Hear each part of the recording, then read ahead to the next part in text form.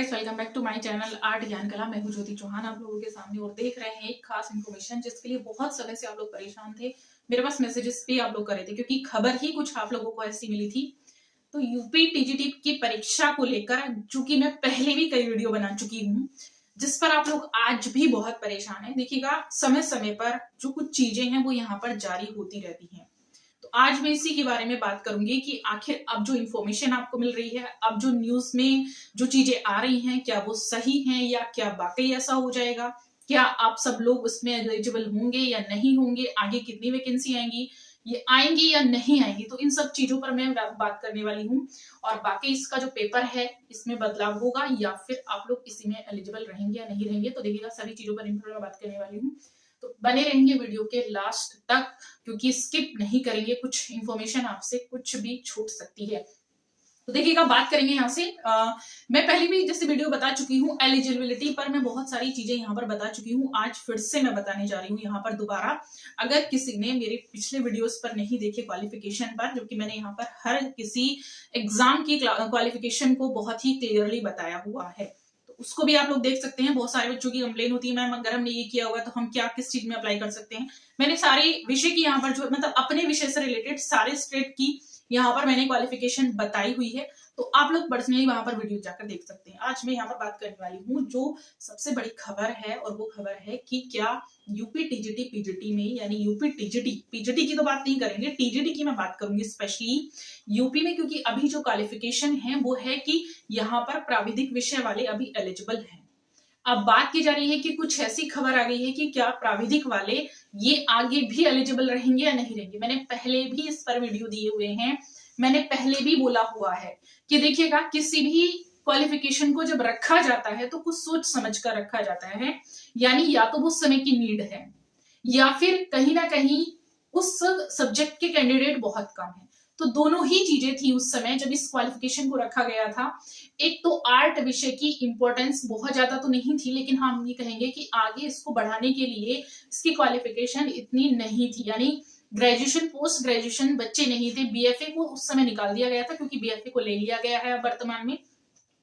तो ये बहुत बड़ी चीज है।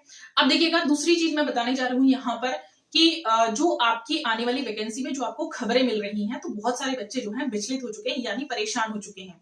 तो उनके लिए जो इन्फॉर्मेशन ये है कि जैसे अभी आप लोगों ने प्राविधिक कर रखा है, तो आगे जो बीएड मांगा जा रहा है, क्योंकि जो क्वालिफिकेशन है वो लगभग सभी सब्जेक्ट में अलग अलग है, तो सभी सब्जेक्ट की क्वालिफिकेशन को सेम करने की मांग रखी जा रही है, जो कि हर राज्य में आप देख सकते हैं सभी सब्जेक्ट की क्वालिफिकेशन सेम है। आप देख सकते हैं ड्राइंग की भी सेम है। तो ऑलमोस्ट, क्योंकि यहाँ पर आप देख सकते हैं यूपी में क्या है कि हिंदी के साथ संस्कृत ये कॉम्बिनेशन जो भी ये बनता है, मैथ्स का अलग है, आपका बायो का, तो इस तरह से हर सब्जेक्ट को लेकर यहाँ पर कॉम्बिनेशन को लेकर अलग अलग क्वालिफिकेशन है, जिसकी वजह से यहाँ पर जो है बहुत प्रॉब्लम क्रिएट हो जाता है, यानी वाद विवाद ज्यादा बढ़ जाता है। तो इसी के माध्यम से अब जो है क्वालिफिकेशन सेम करने की मांग की जा रही है। अब देखिएगा, प्राविधिक क्योंकि बहुत पहले से चला रहा है, इस पर काफी लोगों ने नौकरियां भी ली हैं, जैसे कि केवीएस ने बीए ड्राइंग एंड पेंटिंग वालों को, पोस्ट ग्रेजुएशन वालों को उनको नौकरी दी गई, अब उनको हटा दिया गया। अब यहाँ से जो जिन्होंने प्राविधिक कर रखा है, तो ये वाली जो वैकेंसी यानी 2025 में जो आप लोगों का एग्जाम होने वाला है, तो आप इसमें तो मान्य रहने वाले हैं, इसमें से तो आपको कोई नहीं हटाएगा। बात की जाए कि आने वाली जो वैकेंसी है क्या आप उसमें एलिजिबल रहेंगे, तो देखिएगा, ये मैंने पहले भी बोला था कि जो आप लोगों की क्वालिफिकेशन रखी गई थी ना जिस समय प्राविधिक, तो उस समय टीचर्स ही नहीं होते थे पढ़ाने के लिए। तो ये जो ड्राइंग की जैसे ग्रेजुएशन हो गया, आपका पोस्ट ग्रेजुएशन हो गया, बीएड तो था ही नहीं ड्राइंग से, क्योंकि प्रैक्टिकल सब्जेक्ट था, उस समय बीएड कोई कराता नहीं था।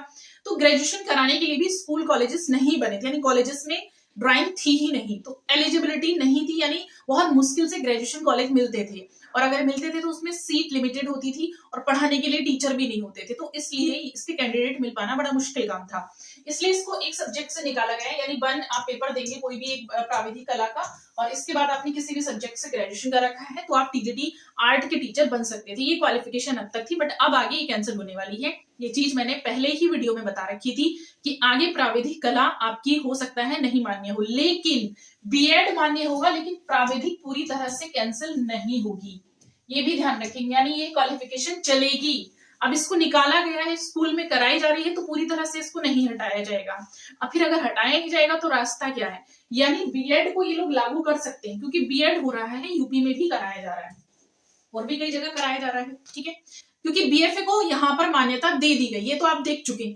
अब बीएफए को मान्यता दे दी गई है तो बीएफए वाले तो एलिजिबल होंगे ही, ठीक है, लेकिन प्राविधिक वाले नहीं हटेंगे, ये अभी भी मान्य रहेंगे। इसके साथ ये लोग बीएड रखेंगे।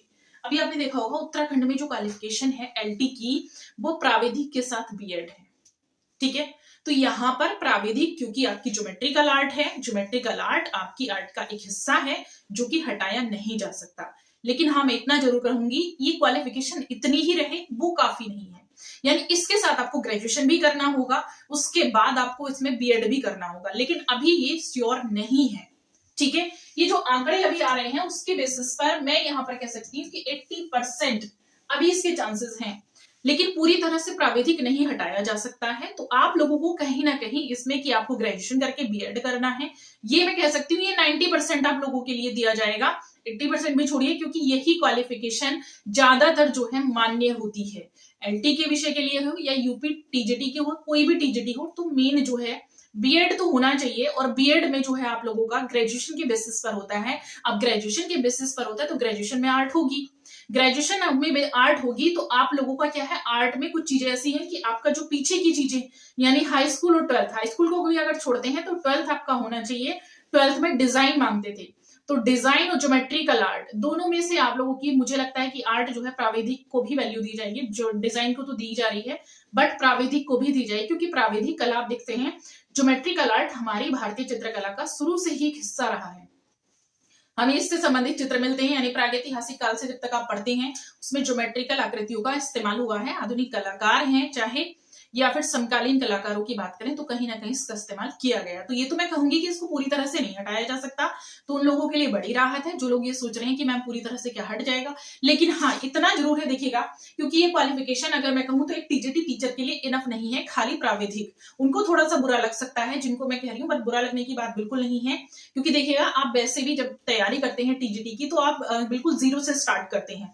जीरो से स्टार्ट करने का मतलब है कि आप पेपर तो क्वालिफाई पूरी तरीके से करते हैं, इसका मतलब आपने पूरी इन्फॉर्मेशन को पढ़ा, ठीक है, पूरी चीजों को पढ़ा, बट जो एक स्टेप बाय स्टेप करके आपको जो 3 साल में एक ग्रेजुएशन करने वाला बच्चा पढ़ रहा है या फिर एक बीएफए करने वाला बच्चा पढ़ रहा है, टेक्निकल आर्ट को पढ़ रहा है, क्योंकि अब तो वैसे भी डिजिटली इंडिया हो चुका है, तो आर्ट का सिलेबस ऑलमोस्ट आप देखेंगे बहुत चेंज हो चुका है। जिस तरह से आर्ट में सिलेबस आ रहा है कि ग्राफिक आ रहा है, अप्लाइड आर्ट पूछा जा रहा है, सबसे ज्यादा अप्लाइड आर्ट पूछा जाता है आपका, तो उस हिसाब से आपका जो है मैं मानती हूँ ग्रेजुएशन में भी सिलेबस चेंज हो जाना चाहिए। ग्रेजुएशन का जो सिलेबस है ना इंडियन, और हम इंडियन आर्ट पढ़ रहे हैं तो इंडियन आर्ट को थोड़ा सा चेंज कर देना चाहिए, उसमें जो चीजें हैं डिजिटली आर्ट के अकॉर्डिंग उनको लाना चाहिए जो बीएफए और टेक्निकल आर्ट में पढ़ाई जाती है, ठीक है। तो उस हिसाब से अगर हम कहें तो जो प्राविधिक कला है वो इनफ क्वालिफिकेशन नहीं है टीजीटी आर्ट के लिए।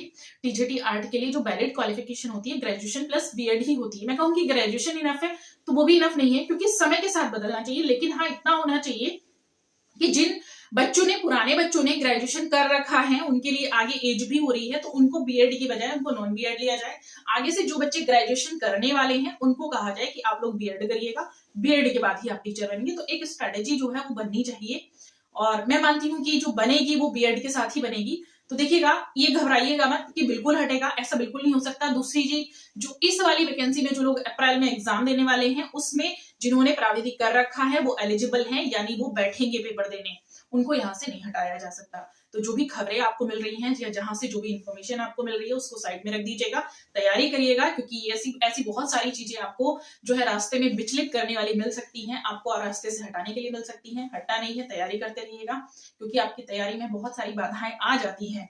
तो नए साल में आप लोगों का एग्जाम होने वाला है, नई शुभकामनाओं के साथ मैं कामना करूंगी नया साल आप लोगों के लिए एक नई जॉब और नया सुनहरा अवसर आप लोगों के लिए लेकर आए, आपको जो है नौकरी मिल जाए।